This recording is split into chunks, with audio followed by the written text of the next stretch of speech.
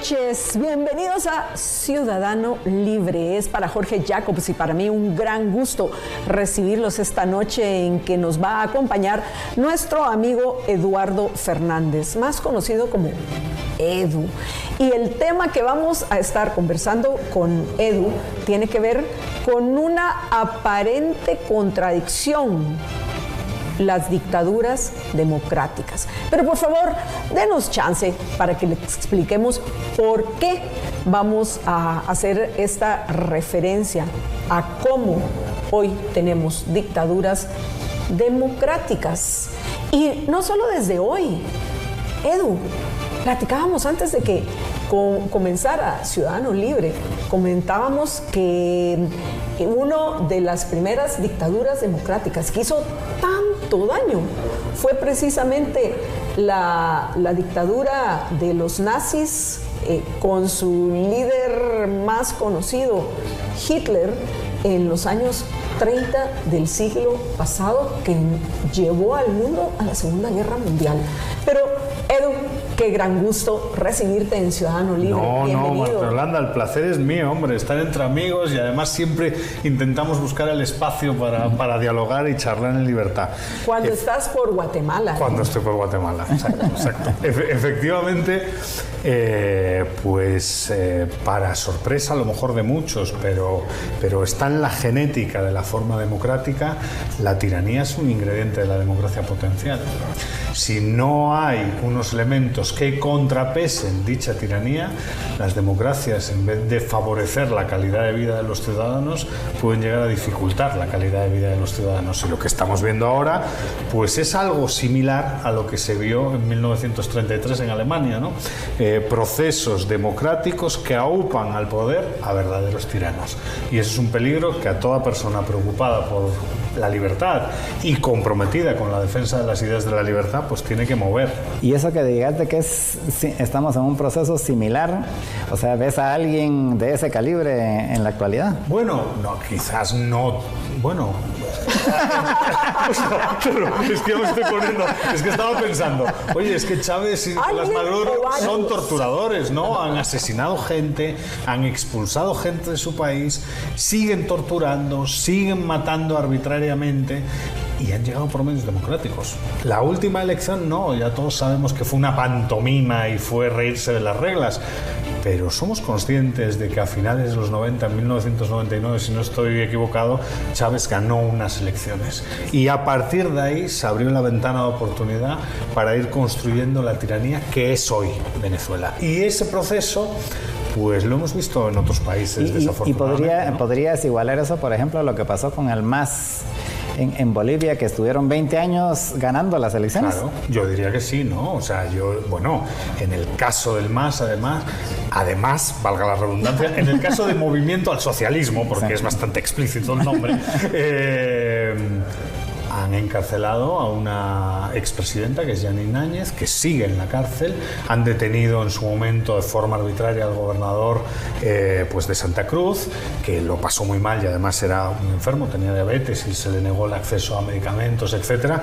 Bueno, si ahí no hay una actitud de tirano autoritario refugiándose en una elección mayoritaria a lo largo del tiempo, pues no sé, yo no sé qué pruebas hay que tener más para hablar sobre estas cuestiones, porque la realidad es que muchos procesos democráticos, pues lo que señalaba antes, han aupado al poder a gente sin escrúpulos que no creen en la estructura de derechos y libertades de las personas y que no creen en algo que siempre hemos discutido entre nosotros y que es muy importante: la identidad republicana, ¿no? Imperio de la ley, división de poderes, activismo cívico, sociedad civil fuerte. Eso no está presente en toda esa gente que utiliza la democracia para construir tiranía.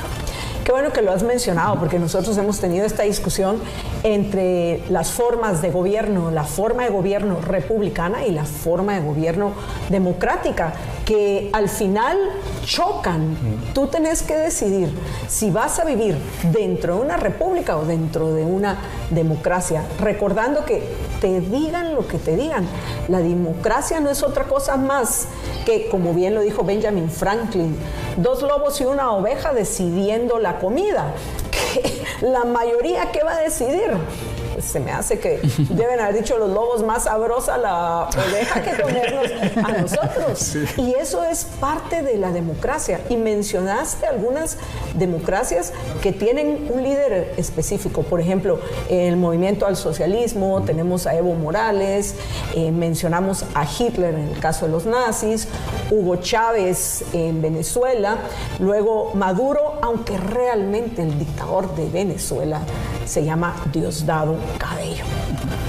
Maduro es un títere que han utilizado para realmente proteger a los que toman las decisiones en Venezuela.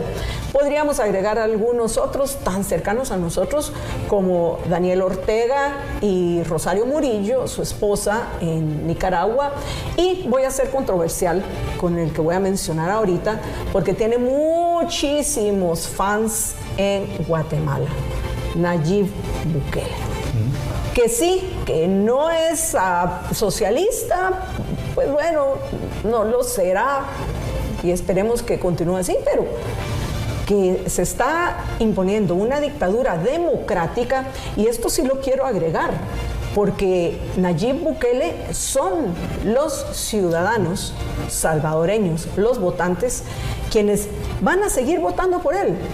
Yo pienso que en las próximas elecciones, producto de la reciente reforma constitucional que hicieron en El Salvador, va a ser nuevamente electo Nayib Bukele de una forma legal, sí, porque la gente va a votar por él. Sí. Entonces es interesante y más adelante sería, pienso conveniente que hablemos por qué muchos ciudadanos eligen no ser libres, contrario al nombre de nuestro programa. Sí. Pero también hay otro tipo de dictaduras, la dictadura de partidos. Por ejemplo, México.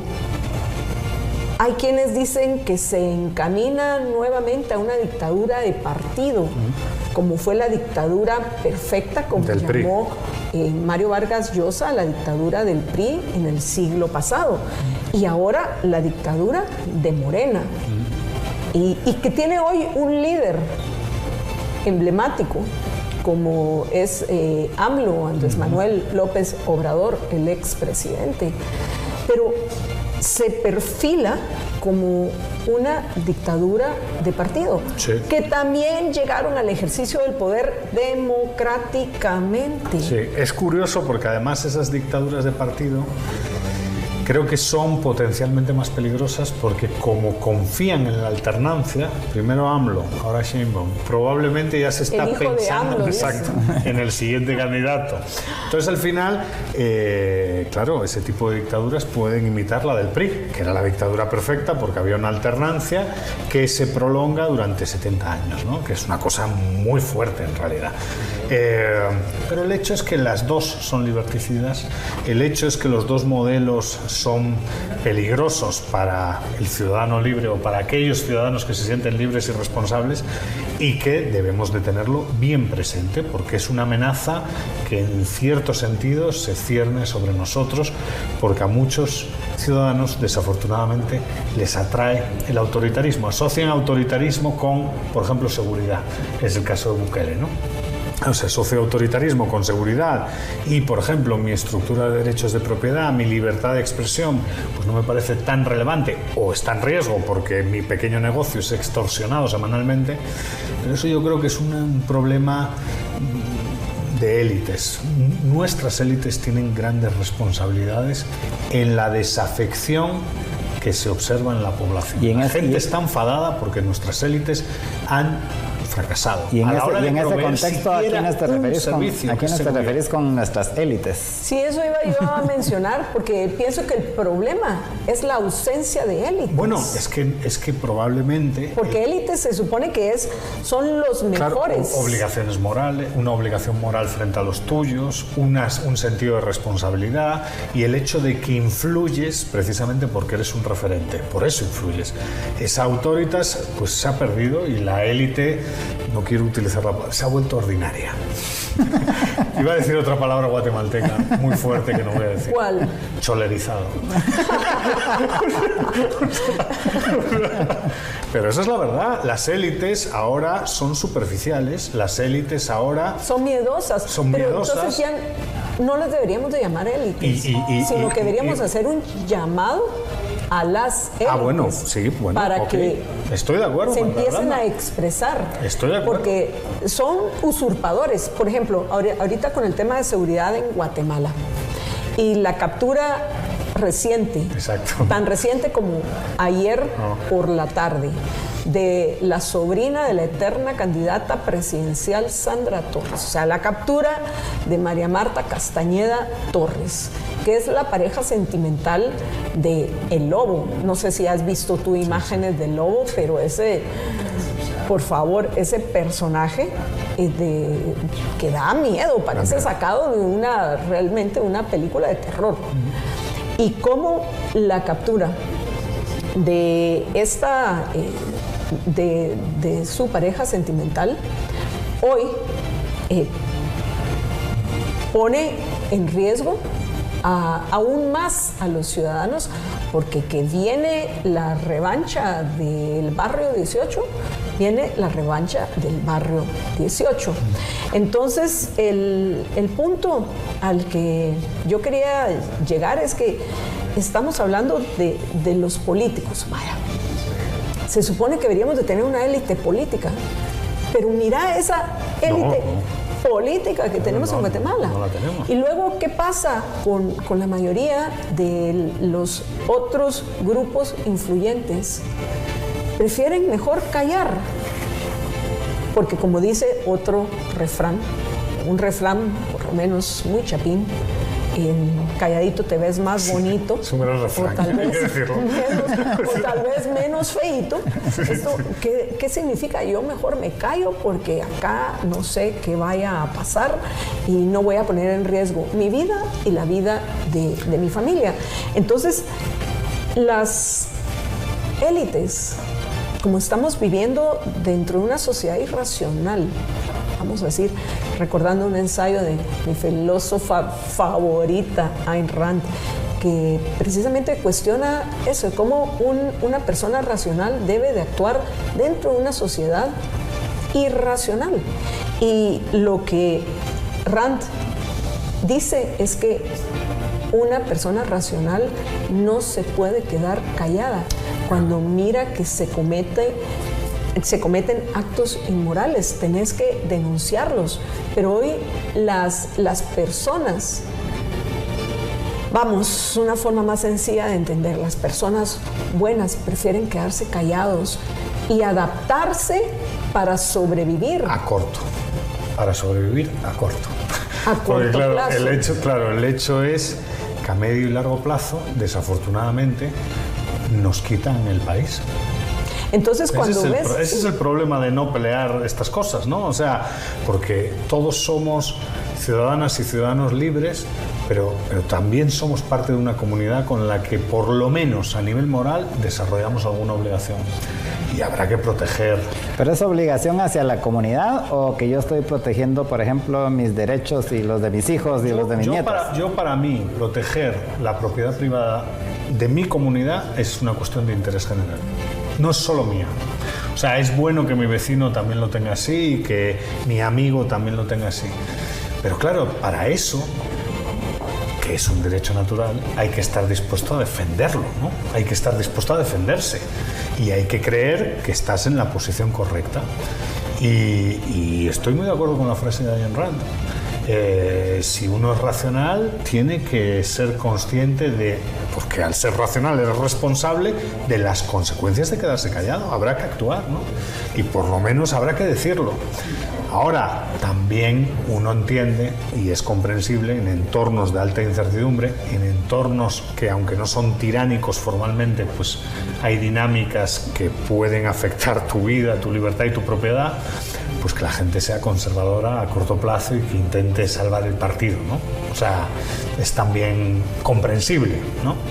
Sí, es que por eso se explican dictaduras como la de Nayib Bukele. Claro. Porque la gente tiene miedo y dice, por lo menos ahorita hay seguridad, entre comillas, seguridad hasta que el dictador se enoje contigo. Así es. Es que realmente no hay seguridad. Así es. Que puedo salir a parrandear hasta las 11:30, 12 de la noche y ponerme a hablar con mi celular porque en la calle, porque no hay problema, no me van a asaltar.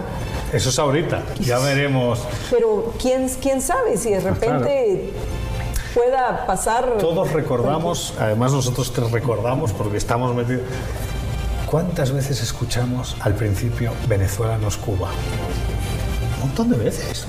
O sea, todos éramos adultos en el año 2001 cuando empiezan los problemas y todos, no hombre, Venezuela no es Cuba, es un país industrial así muy avanzado en el espacio iberoamericano. Y con Chávez se puede negociar. Es un ejemplo. Además Chávez no se sabe muy bien porque recordáis aquella entrevista alabando a los empresarios que iba de traje y tal, aquella famosa entrevista con Marcel Granier, creo, gran amigo.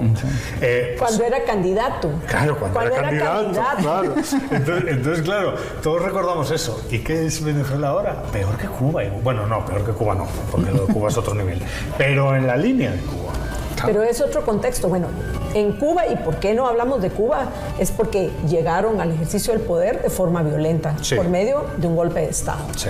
Aquí, en este caso, estamos hablando de aquellas dictaduras que llegan con el voto de los ciudadanos, que es increíble el que no se den cuenta cuando escuchan los ofrecimientos de los políticos de las consecuencias de votar por lo que dicen que va a ser o lo que implica de sacrificios por parte de los ciudadanos, claro, el que alcancen sus objetivos los políticos. Sobre todo que tan fácil que es encantar a las personas, porque solo tenés que buscar decirles lo que quieren escuchar. Y pienso que muchos, Edu, desde que dejaron de ser protegidos, queridos y aseguradas sus necesidades por sus padres, llegan adultos y dicen, ¿y ahora qué? Por favor, papá gobierno, mamá Estado, ayúdeme, por favor, ayúdeme. Entonces vienen, no te preocupes, vota por mí. Conmigo vas a tener la vida que has soñado. Cuando hayan peligros, yo te voy a proteger. Yo me voy a asegurar que tengas techo, comida, que tengas trabajo, que tengas vacaciones, que tengas felicidad. Lo único que tienes que hacer es votar por mí. Y ahí va la gente y se cree eso. Y a esas alturas casi que iríamos a votar por Marta Yolanda, ¿no? Pero es verdad que es Jorge, verdad te que convencí. es verdad que la política práctica es una especie de encantamiento, y es verdad que muchos dictadores que se convierten en dictadores fruto de una competición democrática, lo que hacen es capitalizar descontento. Todos han capitalizado descontento. O sea, todos se han aprovechado de una situación en la cual pues la desconexión entre ciudadanos y representantes democráticos era absoluta, y llegan y dan un golpe en la mesa.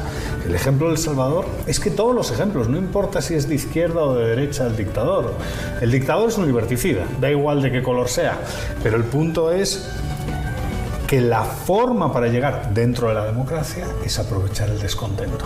Yo recuerdo, y aquí también es un tema familiar para todos nosotros, en El Salvador, ¿no? Arena y el FMLN eran máquinas de generar frustración. Fueron incapaces de resolver un solo problema de la gente. Bueno, pues llegó uno, se aprovechó y ahora construyó una tiranía.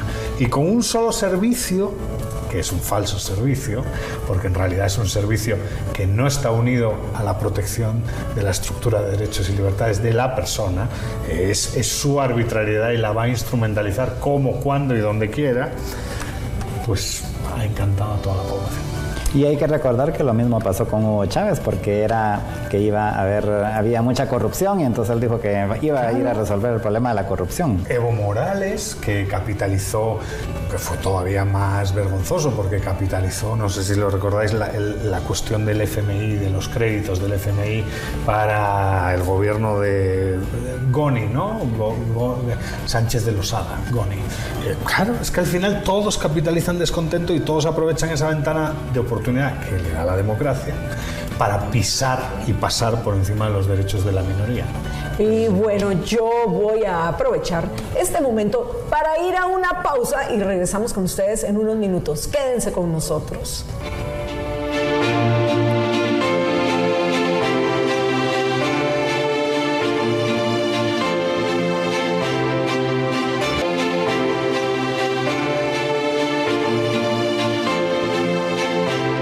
Estamos de regreso en Ciudadano Libre y durante la pausa pues seguimos hablando de este tema que nos parece importantísimo, las dictaduras democráticas. Pero yo en este segmento quiero comenzar con una frase de H.L. Mencken porque pienso que nos va a ayudar a enlazar lo que estábamos comentando en el primer segmento en este segundo, Edu y Jorge.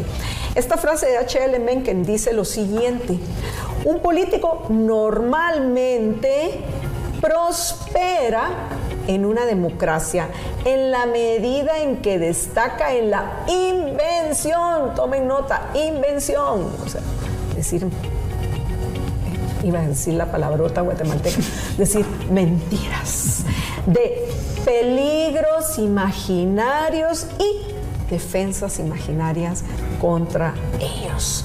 Y es interesante porque esto me recuerda también una dictadura que hubo en casi todos los países del mundo por un par de años en el principio de esta década. Y la gente la aceptó solo porque los gobernantes, que por cierto, ahora se conoce que si hubo tantas muertes a causa del COVID-19 fue precisamente por la desesperación, la irracionalidad, la respuesta equivocada, sobre todo en Italia y en China, que causó un temor en la mayor parte del mundo. Pero durante ese periodo, en la mayoría de países se implantó una dictadura donde la minoría quedamos sujetos al miedo de la mayoría. No, en España, vamos a ver, en España los estados de alarma deberían de haberse renovado cada 15 días en el Congreso y nunca tuvo lugar eso. O sea, fue una acción de facto inconstitucional y tiránica. Y luego, una cuestión muy importante que nos enseña el tema del COVID, que nadie niega la gravedad y el impacto que tuvo sobre determinadas capas de la sociedad civil, pero el mecanismo de urgencia y el mecanismo del miedo, si se saben utilizar bien, pueden construir autoritarismo. Y la gente queda como obnubilada, queda adormecida y dice que sí automáticamente. No hay posición de carácter crítico. Llegó a los peores casos en donde la gente incluso denunciaba a sus vecinos, y a sus familiares, ¿no? Es inaudito. Y curiosamente hay países que parecen muy socialistas pero fueron muy libertarios o liberales. Suecia, que ahí sí que no hubo encierros ni hubo cosas así. Dinamarca. Claro, es curioso que ahí, que uno pensaría, pues había un compromiso con las libertades individuales. Pero claro, se aprueban estados de alarma inconstitucionales. Se introducen unas narrativas de miedo y de urgencia prefabricadas desde los medios de comunicación que solo sirven al poder político. Y al final, pues, en algunos casos, todos sabemos, ¿no?, el impacto económico que eso tuvo, el estancamiento para muchas familias y para muchas personas, y todos contentos, que es lo peor, ¿no? O sea, esa sensación. Por eso yo creo que, claro que hay que ser críticos con todo, ¿no? O sea, tenemos que ser críticos con el poder siempre y en todo momento. Tenemos que ser conscientes de los peligros de la democracia siempre y en todo momento. Y tenemos que defender muchas veces los derechos y libertades de la minoría, ¿no? Y esa es la gran asignatura. Es que todo el tiempo debemos defender los derechos individuales de todos. De todos, sí, sí. Y hay que recordar que la minoría más pequeña es un solo individuo. Entonces, si 1 millón de personas decide violentar los derechos individuales de uno solo, el ciudadano libre, su responsabilidad es defender esos derechos individuales de esa única persona, la minoría más pequeña, si la queremos ver de esa manera. ¿Por qué? Porque defender tu derecho individual, defender tu vida, defender tu propiedad, defender tu derecho a elegir qué hacer con tu vida y tu propiedad, implica defender también el mío, claro. Lo que decía Edu de la defensa de la propiedad. Claro, es que es un bien de interés común. O sea, al final, y eso hay que tenerlo muy presente, porque yo creo que se ha aprendido algo de lo del COVID, ¿no? O sea, ya se ha aprendido que esas narrativas dramáticas, que lo que pretenden es inyectar pánico en la población, al único que benefician es a la élite, a la clase política. Ya no voy a decir a la clase. No le digamos élite. No, a la clase política, exacto, a la clase política, que lo que quiere es concentrar poder a costa de nuestra estructura de derechos y libertades. Entonces, al final, bueno, eso ¿es algo nuevo esto? No. Hay autores, pues un gran amigo de la UFM, que es Niels Carlson, pues lo cuenta en varios de sus libros, ¿no? Urgencia y miedo como un instrumento para concentrar poder. Hay otros, nacionalismo, ¿no? Es otro instrumento para concentrar poder. ¿Qué está haciendo ahora Maduro por las calles de Venezuela? Pues un poco eso, ¿no?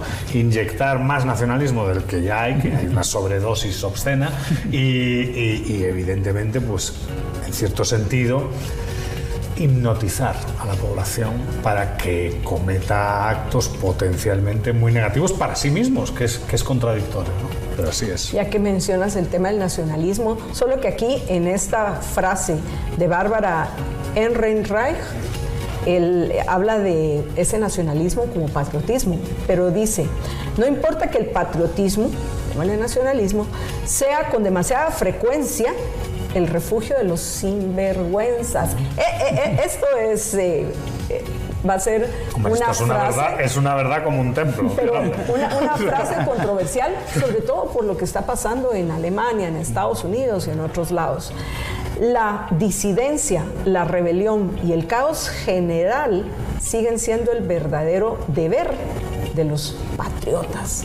¿Tú qué piensas de esta frase? Yo que me siento muy orgulloso de nacer donde nací, de ser quien soy en términos identitarios, no tengo ningún problema con eso. Hombre, soy consciente de que el nacionalismo siempre ha sido utilizado para manipular a amplias capas de la población. No es muy racional el nacionalismo, es jugar con las emociones. Y ojo, uno se da cuenta, pues todos nos hemos dado cuenta, creo, todos los que queremos a nuestro país nos hemos dado cuenta que nos han lavado un poquito el cerebro para que queramos en nuestro país. Entonces, claro, uno se da cuenta y es una interacción personal. Yo tengo una interacción personal con mi identidad, digamos, nacional o regional, ¿no? En mi caso, en mí creo que es más fuerte la de mi terruño, ¿no? La de mi pueblo, por mi madre. Claro, mi madre me contaba cuentos, mi madre leyendas, comprábamos imágenes de mitología. Entonces al final te vas metiendo y tú dices, jolín, qué cool es mi tierra, ¿no? Pero luego dices, jolín, pero no es ni más ni menos que la otra, y ahí ya la razón te ubica, ¿no? Te instala mejor en el mundo. Pero claro, el problema es que esa clase política que lo que quiere es manipular a la población encuentra en el nacionalismo una buena herramienta. Hay cosas en las cuales los comunistas sí tuvieron razón. La Primera Guerra Mundial, por ejemplo, la Primera Guerra Mundial fue una guerra nacionalista. O sea, ahí se peleaban por una bandera, se mataban por una bandera, y honestamente no sé si merece la pena siempre en todo momento. Una cosa es la actitud defensiva, la violencia defensiva cuando te atacan, y otra cosa es andar por ahí pegando tiros y conquistando cosas, ¿no? No estoy tan a favor de ese tipo de cosas. Bueno, lo que nosotros vamos a pegar en este momento es un corte. Regresamos en unos minutos, quédense con nosotros en Ciudadano Libre.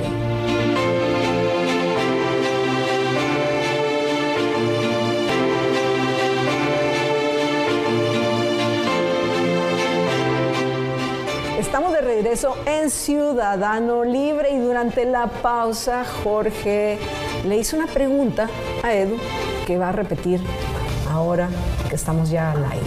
George. Sí, Edu, mencionabas en el segmento anterior acerca del nacionalismo, pero ¿qué pensás del patriotismo y cuál es la diferencia entre los dos? Sí, yo creo que, vamos a ver, al final estas cuestiones de política identitaria son siempre complejas, ¿no? Y hay mucha discusión sobre los conceptos, pero yo como entiendo la patria. La patria es el amor que de forma natural un individuo desarrolla por el lugar donde nace y crece. La patria tiene que ver con mi entorno familiar, con mi entorno de amistades, también con el entorno social y cultural en el que crezco. Cuando hablamos de nacionalismo hay dos conceptos que ya no me gustan tanto. Uno es el de supremacismo. Todos los nacionalistas se sienten que forman parte del mejor país del mundo y se sienten superiores al resto, sean vecinos. Y luego el chauvinismo, ¿no? Esa narrativa constante de lo nuestro es lo mejor. Lo nuestro nunca es lo mejor, lo nuestro es tan bueno como lo que pueda haber en otras realidades, es bueno aprender de otras realidades, es bueno convivir en entornos diversos y el pluralismo nos ha hecho mejores y no peores. El nacionalismo suele ir en contra de todo eso, ¿no? Y sobre todo las versiones tradicionales de la nación o del nacionalismo orgánico alemán, ¿no? Que decía la nación tiene componentes objetivos que lo definen. Bueno, eso es una fascistada, lo primero, o sea, es una fascistada muy importante y además es falso, ¿no? Porque todo grupo nacional es complejo y diverso, ¿no? Y quizás el nacionalismo es la ideología que construye la nación y no al revés, porque mucha gente dice soy nacionalista porque defiendo mi nación. A lo mejor es al revés, a lo mejor siendo ultranacionalista estás construyendo país modificando determinadas mentes y determinadas ideas e ideales, ¿no? Porque las naciones son artificiales. Es interesante porque pienso que estamos, bueno, primero que todo nos salimos del tema. Sí, eso hay que volver al tema. Y segundo, es también, valga la redundancia, es un tema importante a abordar que lo podemos dejar para otra conversación. Sí, sí. Pero en los minutos que nos quedan, me gustaría que regresáramos al hilo conductor de nuestra conversación hoy, que son las dictaduras democráticas, porque hemos hablado de esas dictaduras que están representadas por una persona, un grupo de personas específicas o por un partido, pero se nos olvida al final la dictadura, algo hemos mencionado de esto, pero la dictadura que hay dentro de cualquier democracia, aunque no haya un dictador que se vaya o desee mantenerse en el ejercicio del poder o un partido político, no, es la dictadura que imponen la mayoría de la minoría que llega a votar, porque lamentablemente la mayoría hoy de ciudadanos, por ejemplo, en el caso de Guatemala, están desencantados con la política.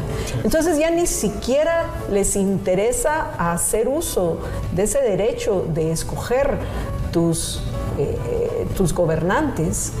Entonces lo dejan las decisiones en manos de una minoría. Y la mayoría de esa minoría vota ¿por qué? Por el que le ofrece más. Léase, por quien haya aprendido a dominar la retórica, más hoy que es una retórica tan básica, o sea, ni siquiera de los tiempos de Aristóteles, ni de Platón, ni de Sócrates, para nada. Hoy es una... Vamos a ver quién entretiene mejor al electorado, o sea, sí. ¿Quién es más payaso? ¿Quién lo convence de que le va a resolver la vida? ¿Quién lo hace reír? ¿Quién le ofrece que le va a poner televisión en el salón municipal que también va a construir? Entonces, esa mayoría, de esa minoría que llega a votar, nos impone a los ciudadanos libres sus decisiones, pero pues la única forma, Edu, no sé si tenés alguna idea de cómo hacerlo, la única forma de enfrentar esa situación es lo que ya hemos conversado, invitar a las élites a expresarse. Sí. ¿O qué otro camino encuentras? Bueno, yo creo que lo primero, que también es algo que muchas veces creo que hemos conversado y de forma muy constructiva, es los buenos sistemas democráticos son los que no lo democratizan todo. Es decir, hay que tener república. Sin república no se puede... Ahora, ¿que haya elecciones para determinadas cuestiones? Sí, pero ¿qué sucede? Que a día de hoy sacralizar la democracia implica que hay que democratizarlo todo, cuando las buenas democracias son disfuncionales y lo democratizan todo. Porque lo que hay que construir y lo que hay que inyectar es republicanismo. Es, en el fondo, epistocracia.